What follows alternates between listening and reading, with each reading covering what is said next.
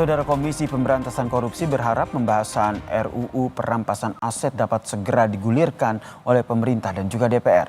Hal itu disampaikan oleh juru bicara KPK Tessa Mardika usai Presiden Prabowo meneriakkan dukungannya terhadap pembahasan RUU perampasan aset.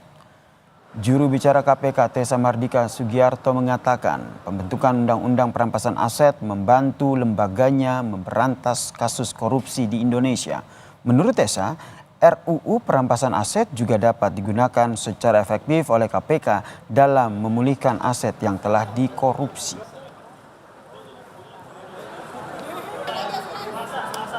Dan KPK berharap untuk pembahasan RUU perampasan aset dapat segera dilakukan oleh saudara-saudara kita di DPR RI agar bila mana ini menjadi undang-undang dapat digunakan secara efektif dalam rangka aset recovery yang tujuan akhirnya adalah untuk kesejahteraan masyarakat Indonesia. Sebelumnya, Saudara, Presiden Prabowo Subianto mendukung percepatan pembahasan RUU perampasan aset sebagai komitmen pemberantasan korupsi. Hal tersebut disampaikan oleh Presiden Prabowo Subianto di lapangan Monas saat perayaan Hari Buruh Internasional 1 Mei lalu.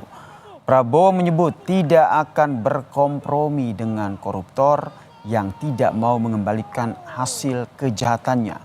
RUU perampasan aset mengatur kemungkinan negara mengambil alih kepemilikan aset tanpa menunggu pelaku tindak pidana ini divonis. Pemerintah telah mengusulkan pembahasan RUU perampasan aset sejak periode pemerintahan 2019 hingga 2024. Bahkan RUU perampasan aset tindak pidana sudah dibahas di DPR sejak 2023 tetapi belum juga disahkan hingga kini. Saudara-saudara, dalam rangka juga pemberantasan korupsi, saya mendukung undang-undang perampasan aset. Saya mendukung. Enak aja, udah nyolong, nggak mau kembalikan aset, gue tarik aja deh itu. Setuju? Saudara Marcelino Ferdinand.